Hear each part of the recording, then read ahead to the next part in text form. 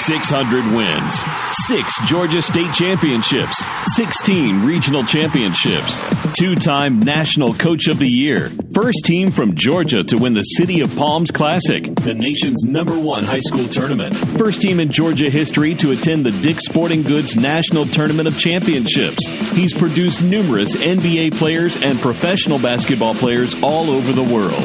It's real basketball talk. It's real help and real life with Coach Doug Lipscomb on the BG Podcast Network.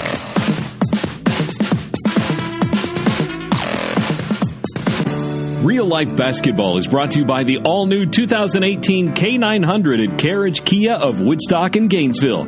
Buy your new K900 from Carriage Kia and we'll fly you in or come pick you up for delivery. Visit CarriageKia.com 24/7, 365 days a year. For America's best deal on the K900, call Chris Stanford directly at 1-866-333-2122. That's 1-866-333-2122.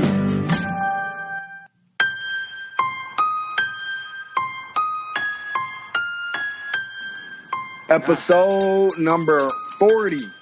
That's what you're listening to right now, Real Life Basketball. You've heard all the accolades. You've heard all the achievements. You've heard all the accomplishments. That would be of one who's joining me right now, none other than, we like to call him the general, the legend, the coach, all of the above. He's coached everybody. That's Doug Lipscomb. I'm just merely little Deshaun Tate checking in with you guys. We really appreciate you for the next 30 minutes.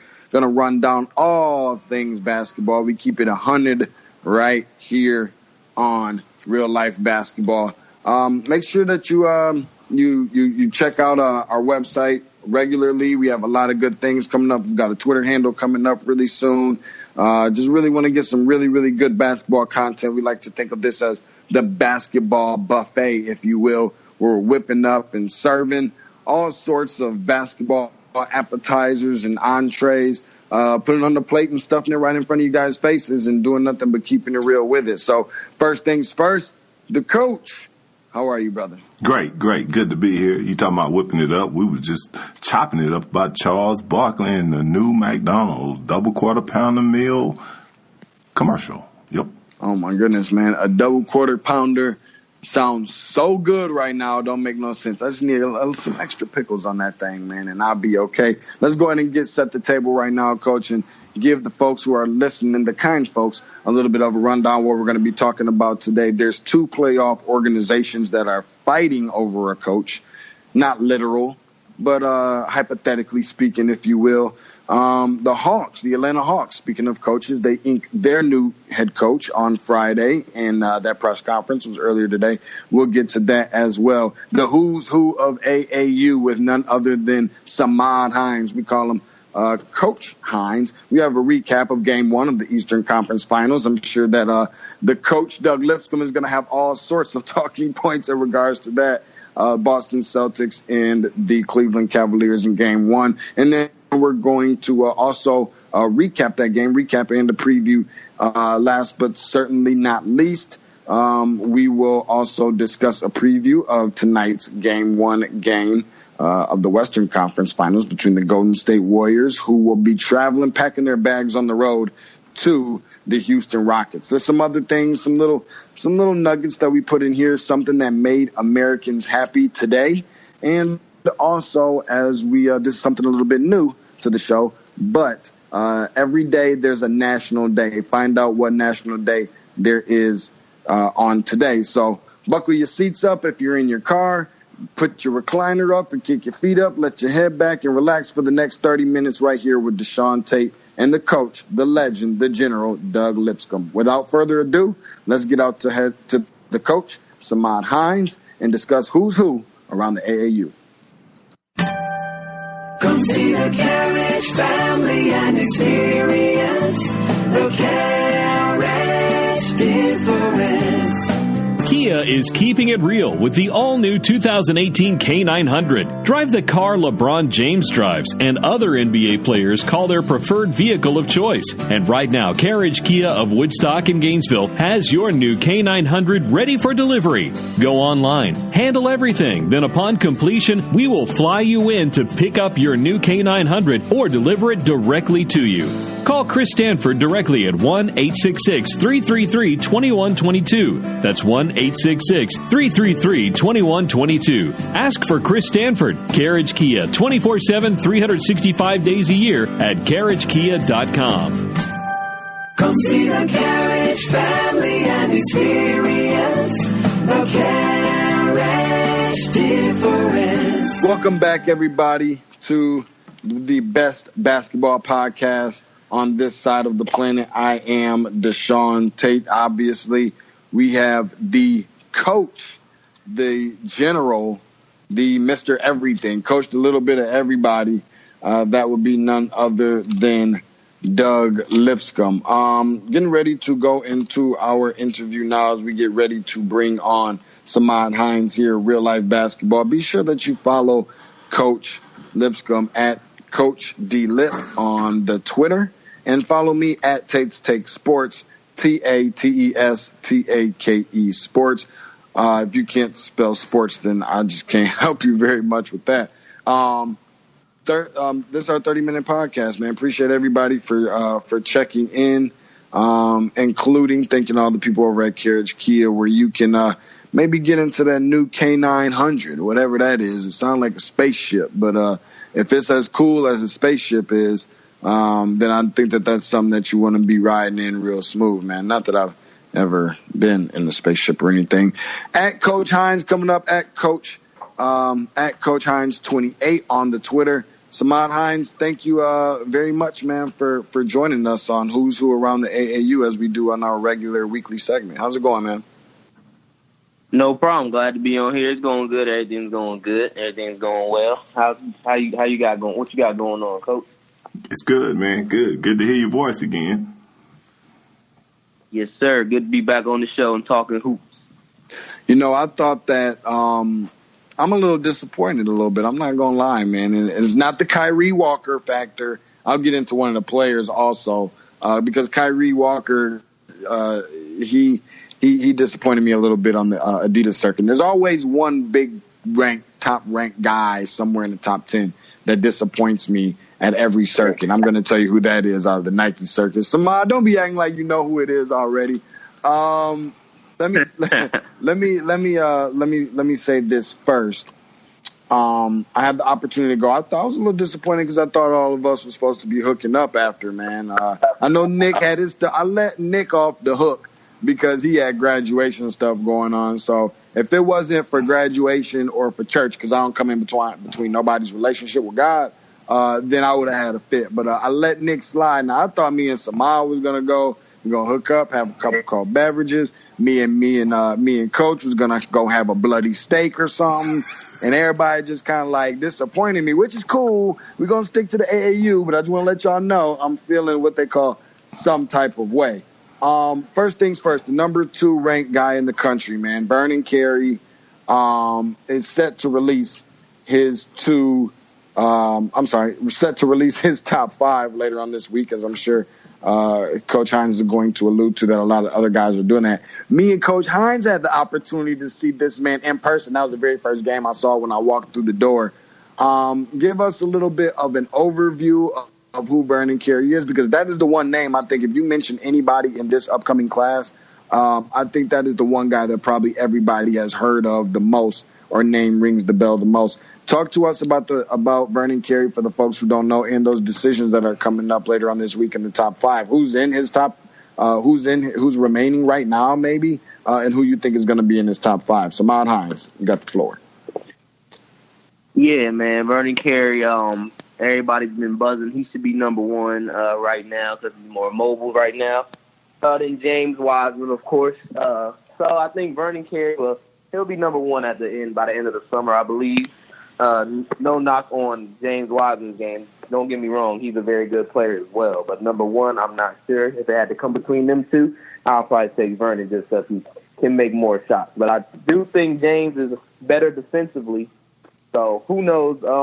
That's not my department on the rankings. If it was up to me, I wouldn't even do rankings. But, yeah, Vernon Carey, number 2 player in the class of 2019, expected to drop his top 6 schools this week. Not sure what day, but sometime this week he's looking to drop his top 6. We know Michigan State has been on him very, very hard, and I can actually see him at Michigan State. Like I told you, Mr. Tate, he's a very good player, mobile big. Michigan State, let me see. He also said Miami was on him hard. You can't count out the blue bloods like Kentucky, Duke, and Kansas. So it'll be interesting to see who his top 6 will be coming up this week. And also Cassius Stanley, top-ranked shooting guard out of Sierra Canyon, California, who we got to see this weekend as well on Russell Westbrook's team, why not team. He'll be releasing his top 5 schools as well sometime. Actually tomorrow, matter of fact, he stated. So we'll see what his schools are looking like and where his mindset is this week. Coach, I've been reading some of the things that you put out on Twitter, and you talked about at the end of the year, all the top 16 AAU teams should get together and have one tournament where there would be one champion. And you said non-shoe or shoe company teams were sponsored by shoe companies. So my question is, how do you think that could happen, and where would it happen? And let's make that happen. Yes, sir. I've been thinking about this super hard, man. After seeing, we're in the late spring period now. Done seen about all the sessions right now. Done seen everybody play at least twice. It's just some good teams out there, Coach. And most of the top 16 will be shoe teams, but you never know what other non-shoe teams' resumes are looking like. But yeah, man, after seeing all these teams this summer, it's been a great spring. Compton Magic, man, that's the Lotus squad. I had tweeted on Friday, them and Team Takeover need to get together out in Vegas, maybe at the Fab 48 at the end of July.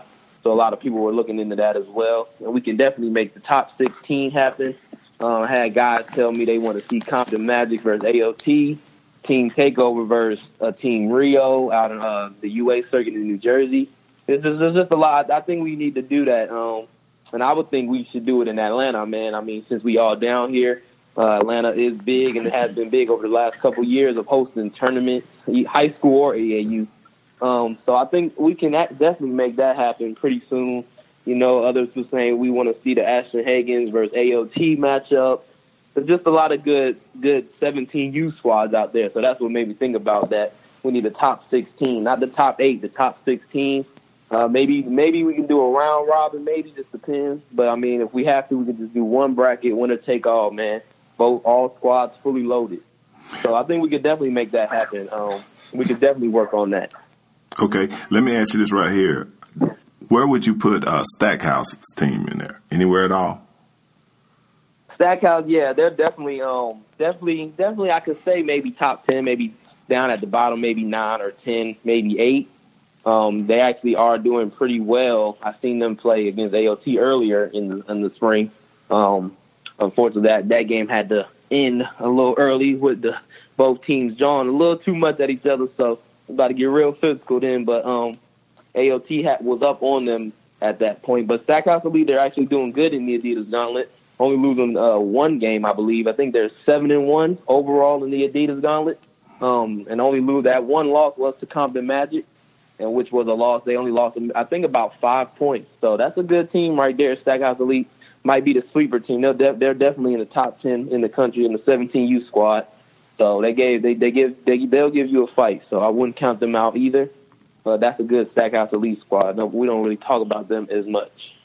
It's funny that you mentioned the number one player in the country should be Vernon Carey, Samad, because we had the opportunity to sit there and watch him, and I didn't come away impressed when halftime rolled around. I got there at the beginning, fairly for the most part at the beginning of the game, and seen a large bulk of it. I mean, his body language looked bad. I mean, amongst so many other things, he just couldn't get it going. But to his credit, man, he played so well in the second half that I almost forgot about his first half terrible performance. However, I say almost, because his first half performance was so bad, and not that, from not necessarily just from a production standpoint, but more or less from a body language standpoint, and just looked like it was really easy to kind of get into his head. A pretty good shooter, if you will, but just looked like, and I mean, these are young kids too, so you're going up against a really good team like Cassius Stanley in front of Westbrook and so on and so forth. There's going to be those things. Now, you talked about the possibility of him being able to jump one James Wiseman. Now, obviously, Kyrie Walker wasn't the only guy that I wasn't impressed with. I ended up leaving early on James Wiseman because I feel the same way about him. He feels to me like he's a little bit more in the mode of a Hashim Thabit. Or maybe that's just because he looks like Hashim Thabit, although he's not as tall. And I think that he should be still a good talent. I was just disappointed in his performance. I think that Kentucky or Memphis, who I think the consensus for the most part would agree that will be who it comes down to in terms of where he will attend college because of his relationship with Penny Hardaway, and Coach Calipari got a way of doing Coach Calipari. You know what I'm saying? Coach Cal loved Coach Cal. But, and that might be a possibility. I thought Vernon Carey was number one this whole time, and it's weird the way that we saw James Wiseman kind of sneak up and take the number one spot. I think that something similar happened with Harry Giles taking over for Josh Jackson.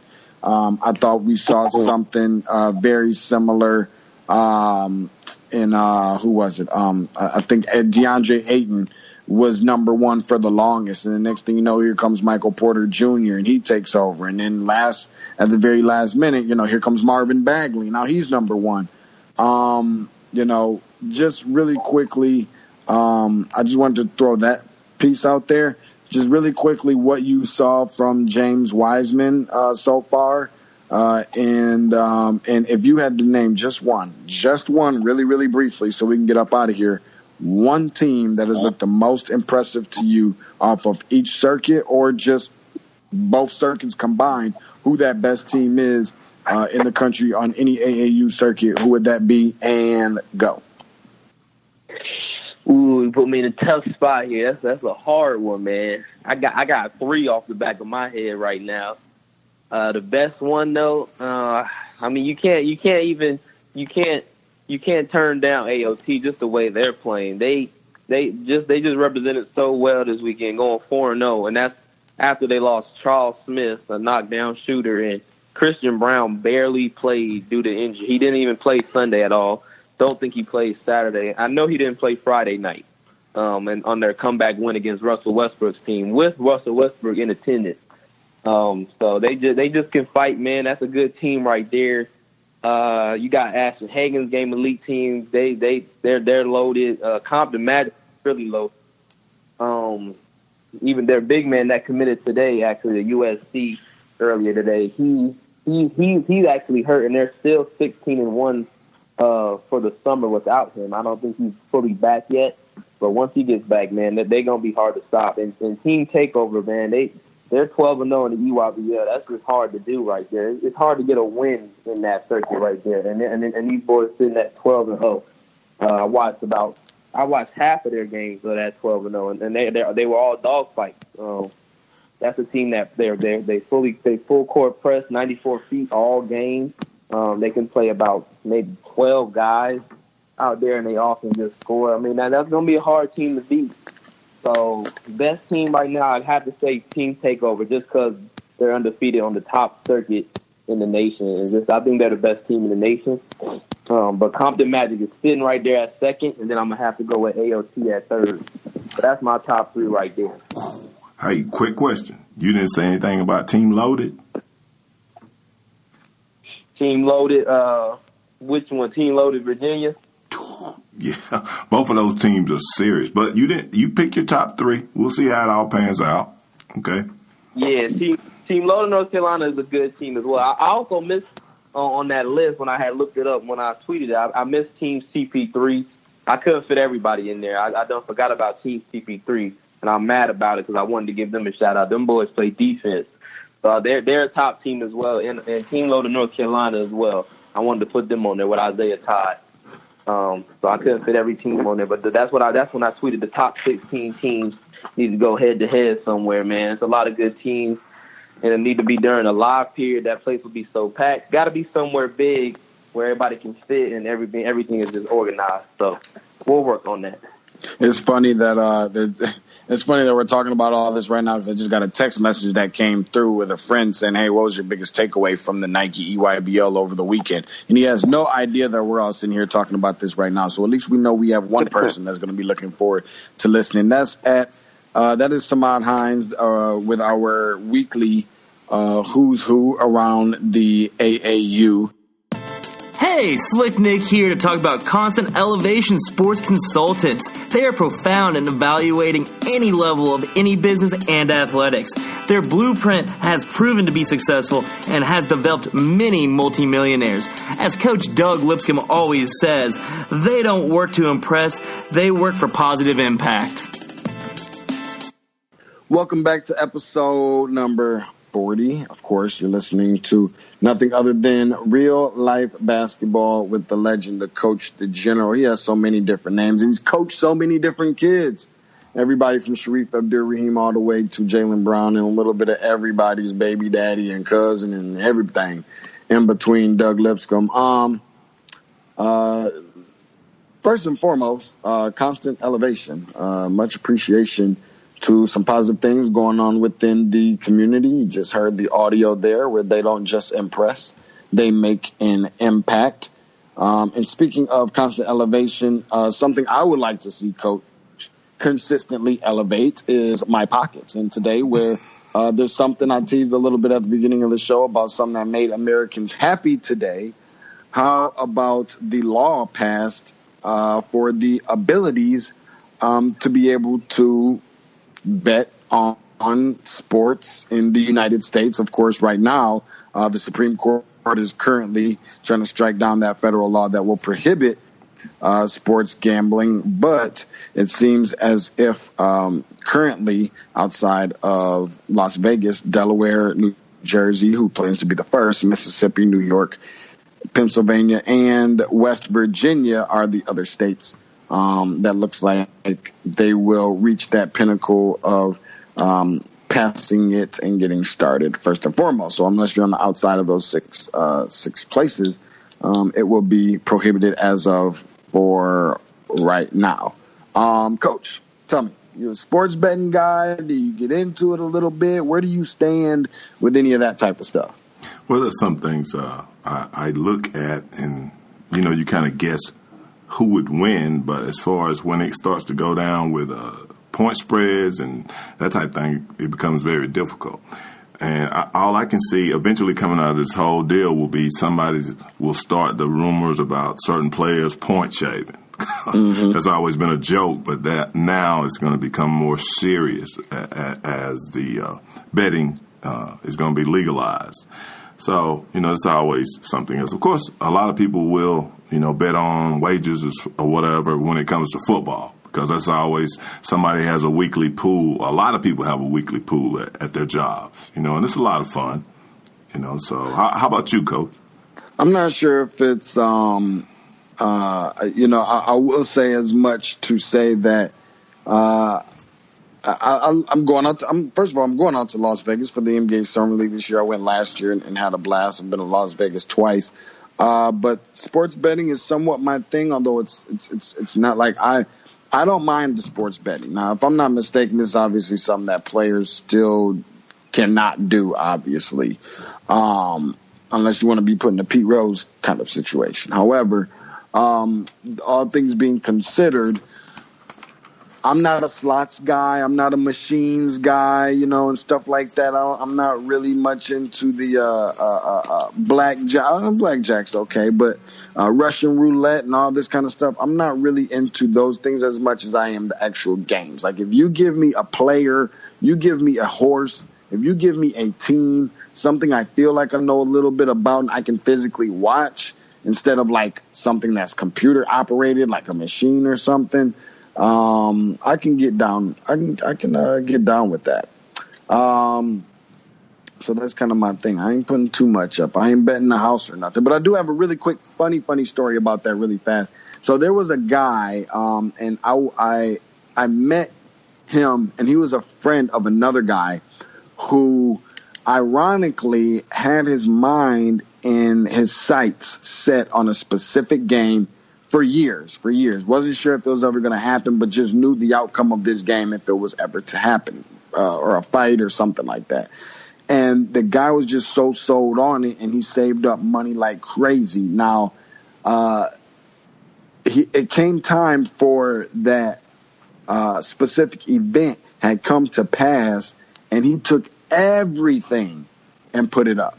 Everything you can think of. The wife left him, the kids, the dog, everything. And this specific guy sold everything. He sold his house, he sold his car, all his furniture, everything, and put all his money on this specific bet. Ended up winning the bet, and in comparison to what he had to put up, man, it was absolutely crazy just to imagine the amount of money that he won. It was some kind of crazy millions of dollars, and needless to say that he's definitely set for life. Getting ready to move into our NBA playoff segment really quick, because I know that the Boston Celtics ended up coming away with a win, and I'm not sure. I got to get the coach's opinion on this, because I'm sure he's counting his chickens up early on our previous discussion on our pre-show meeting. But speaking of chickens, we teased also a little bit about what national day it is. Who loves chicken? And I'm sure that the guys, Nick Paparelli, congratulations to him for graduating as well over the past weekend. But I sent a message of to Coach Doug Lipscomb about this chicken dance. Today just happens to be National Chicken Dance Day, believe it or not. Coach, what are your initial thoughts, man, when you hear National Chicken Dance Day, and your initial thoughts when you popped open your text message and saw that I had sent you a YouTube video of somebody doing the chicken dance? Are you familiar with what the chicken dance consists of? Well, I am now, and I ain't gonna tell you wasted your time, but I think I can do without that one. But I mean, it's all fun, it's all fun and jest. But you were talking about those horse races earlier. You know darn well you didn't know none of those horses' names in that race, man. Bet the house, and I'm gonna win and justify. You didn't even have a clue you didn't even know nothing about justify. No, man, I just like to go off of feel. I'm not a big horse racing guy, but I like anything competitive. See, that's why I don't get into the machines and all that. If it's something competitive, I can watch with my eyes. If it comes to dogs, teams, players, any of that type of stuff. I mean, shoot, I would probably bet on a hot dog eating contest if I could, and I guarantee you, I'm almost willing to bet. I want to say that I can probably win like a donut eating contest, Krispy Kreme, one of those warm ones that when the light is on, just coming out the oven. But I'm not much as big of a dessert guy as I am a food guy. Now, if you put some tacos in front of me and put in front of me the biggest taco lover that there is in the world, I guarantee you that I'll take him down without question. That's how I keep my slim figure, man. That's a trick. Everybody don't know that. The chicken dance, the clap, clap, clap, clap. That is National Chicken Dance Day. So shout out to all the people. We used to do that at the roller skating rink. Game one of as we're going to recap here, game one of the Eastern Conference Finals, if you will, where we saw the Boston Celtics take down the LeBron James Cleveland Cavaliers. 108-83, total blowout from the tip. I think at one point Boston was up like 32-11 or just something crazy like that. Things just kind of got out of hand. Coach, this is your team. This is your wheelhouse. You've been doing this for so many years. From a coaching standpoint, if you will, not only talk about some of the keys to the game of, how Boston came around with the win, maybe how they defended LeBron James, what each team will need to do moving forward in game two if they want to win, and maybe even Brad Stevens, from a coaching standpoint. You've been doing this for so long. You've even coached Jaylen Brown. What is Brad Stevens getting from a Jaylen Brown, and why is he able to outcoach Tyronn Lue at this point? Well, it comes down to the kids, the men on both teams are ready to play, and I can pretty much assure you I would, as you say, bet the house on it, but I'm not. LeBron won't play like that again. I mean, as far as having 15.7 turnovers, I don't think he's going to do that. So it's going to be definitely a different game. And as far as Brad Stevens, you know, I don't think he gets enough credit because you and I were talking earlier about how Coach Casey was voted best coach of the year by his peers and got fired. And then you had Brad Stevens didn't get any votes from his peers, and he could possibly be in the NBA Finals. So I think the series is going to go 7. I'm looking forward to seeing them play again. Maybe I'll go to a game or so in the series. So we'll see. I know you go on with the Cavs. Mm-hmm. Yes, sir. What you think they got to do to pull this whole series out? Probably really more than anything, LeBron James just first of all has to be better than 15 points. The 9 assists is great. 7 rebounds is cool, but 7 turnovers just isn't going to cut it realistically. A guy who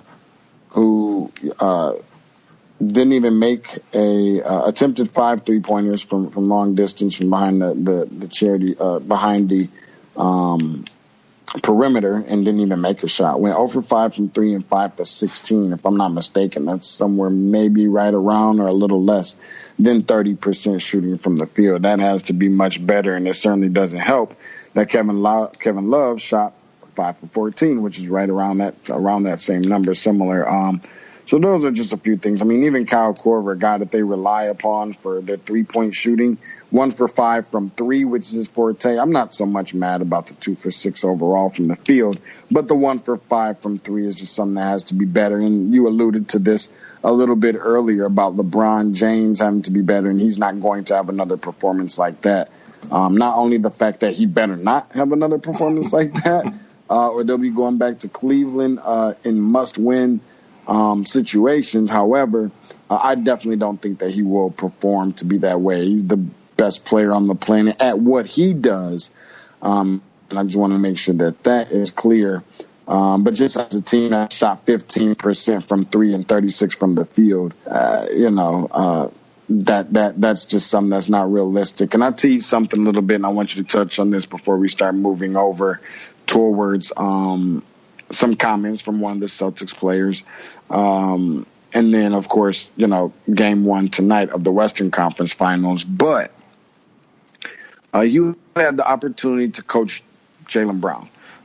With what Brad Stevens is working with him in terms of a player, let's first of all talk about Jaylen Brown. 23 points last night, 9 for 16 shooting from the field, 3 for 5 from 3, 8 rebounds. Talk about what type of player he is, what kind of character, what kind of kid that Brad Stevens is coaching right now, because you, unlike a whole lot of other people, you had the opportunity to coach him. I mean, since you coached him, there's been very, very few people that have had that opportunity, with the exception of obviously Brad Stevens and the head coach who is currently at Cuonzo Martin, correct. Take us through, what type of things Brown brings to the table and what kind of kid and character that Brad Stevens is having the opportunity to draw plays for. Well, he's an outstanding person, number one, and his mother's done a fantastic job with him, along with his father and the rest of his family members. Good person to be around, very family-oriented, very dependable, loyal. Like I said, overall, great character. But let me point out some other things as well. Brad Stevens is taking advantage of a very good situation where he has a lot of unselfish players, and people take that for granted, but it's really something that's extremely important. Like Jason Tatum and Jaylen Brown, they're both workout partners. So, they like to see each other flourish and do positive things. And just about every night, there's going to be another person stepping up, and that's what you got to have to be a winner. And I think it's a lot of put on LeBron James' back, where if he doesn't excel, then it's almost like he gets the blame. But just like you said earlier, those other players on that team, if they have a bad night, it's a wrap. Because if he doesn't do it all, pretty much they piggyback off him. And if you're looking at comparisons, when you look at Boston, they feed off of each other so well. You know, and there's not one person on that team that you can say, gosh, he's so selfish. I don't see that.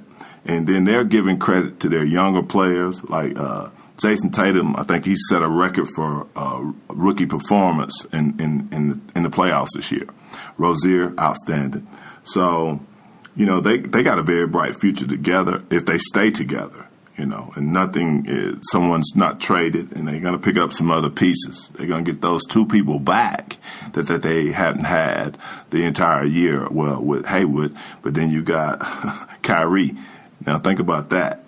So, but now that other series, as you're talking about, is going to be outstanding as well.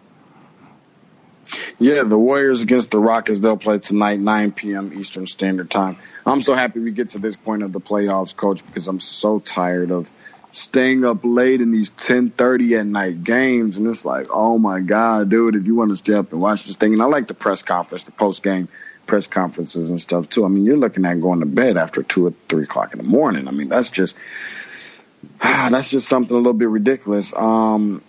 James Harden, who most people would probably consider the consensus MVP of this year, 30 points, 5 rebounds, 8 assists, almost 9 on the average. And then Kevin Durant is one of the biggest notables and players to watch tonight as well, 26.5 points per game, nearly 7 rebounds, and 5.5 assists per game. That will take place in Houston as they have the home court advantage in this series because they are the number 1 seed and the Golden State Warriors is the 2.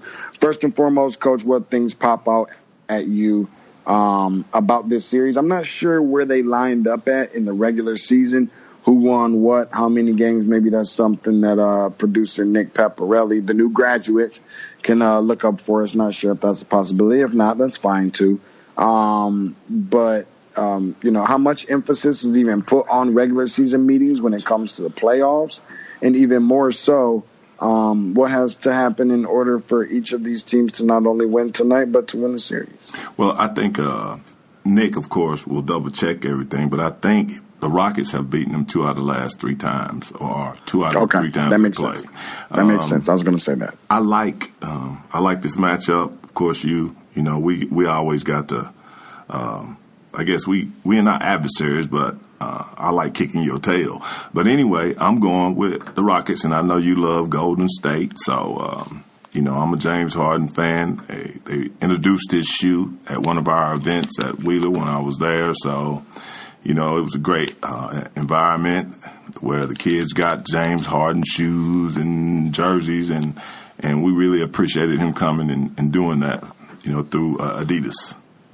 What? No, my man Nick, 2 out of 3. Mm-hmm. That's right. 2 out of 1. 2 to 1.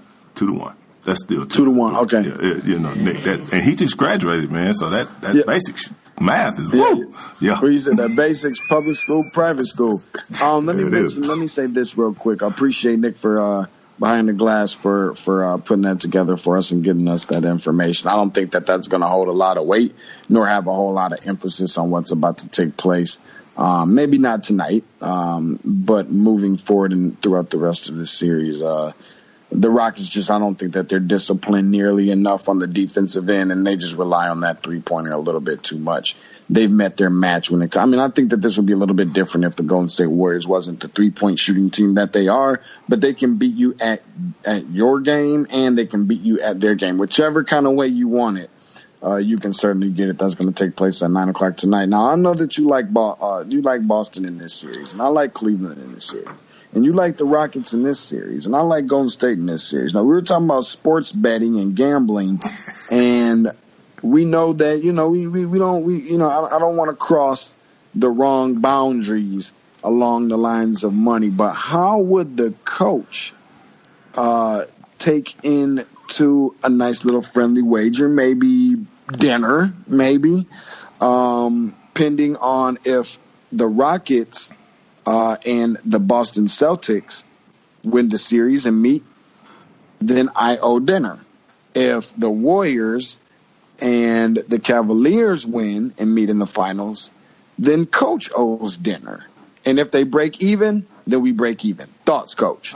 I like how you set that up. That's pretty good. It's pretty good. I appreciate how we set it up to be,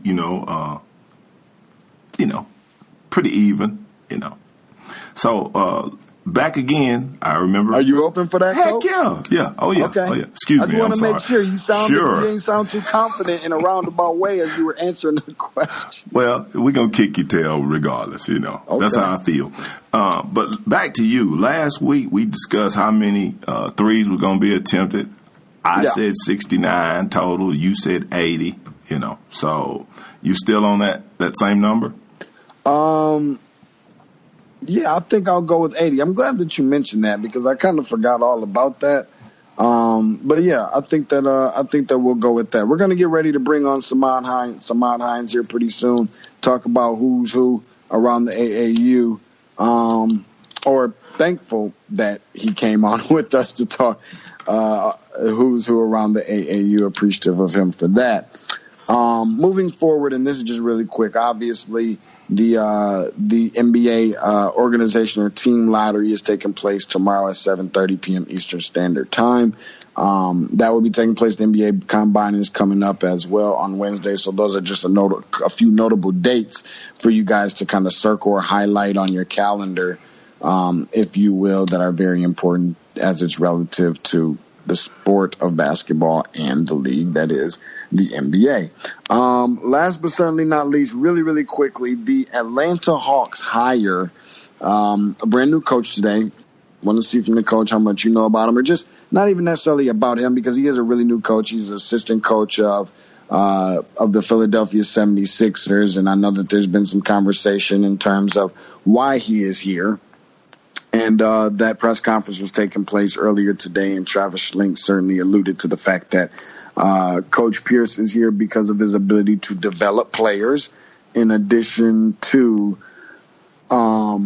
they wanted to hire a coach that can relate, player relation to them. And he's a younger guy, so he can relate. Now, he does have some background. Obviously, Travis Schlenk is the former assistant general manager over in the Bay Area at Golden State, and the current general manager here with the Hawks, as well as head of basketball operations. So they have some history there, as at one time, Coach Pierce was a assistant for Golden State. Now, just hear a few of these names, Coach, if you will, and just a few of these organizations that is familiar with the work, and Coach Pierce was once hired and worked for. He worked for the Cleveland Cavaliers and with LeBron James specifically, as well as with Stephen Curry and the Golden State Warriors, the Memphis Grizzlies and Zach Randolph, as well as the Philadelphia 76ers, as we know, with Joe Embiid and with Ben Simmons. Something I didn't know all of this about those guys.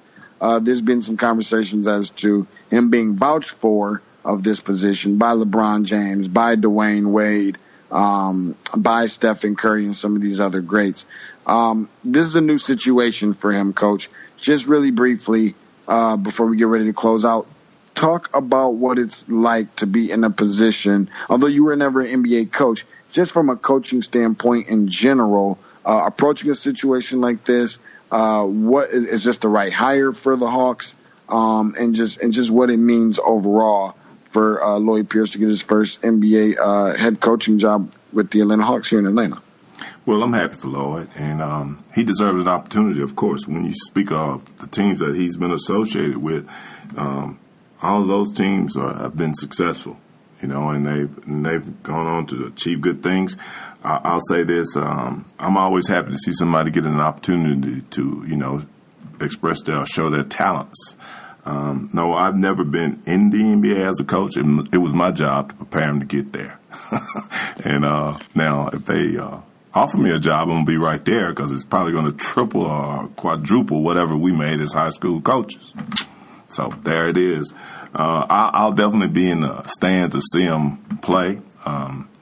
And I hope they do well, or else they'll be playing that chicken song for them, dun-dun-dun-dun-dun-dun, however you put it. Dun, dun, dun, dun, clap, clap, clap, clap. I love that, man. Appreciate everybody for joining us checking in with us. Appreciate you, Coach. Doug Lipscomb, of course, behind the glass. Nick Paparelli, obviously the coach. Follow him on Twitter. Don't forget at Coach Hines 28 on the Twitter for who's who around the AAU, putting out all sorts of really just awesome tweets on AAU, and I'm glad I had the opportunity to join him and catch up on some action as well. I think that's going to do it for us. That's a wrap, man, for the head coach, the legend, the General Doug Lipscomb, and for me, Deshaun Tate. That's our 30 minutes and more.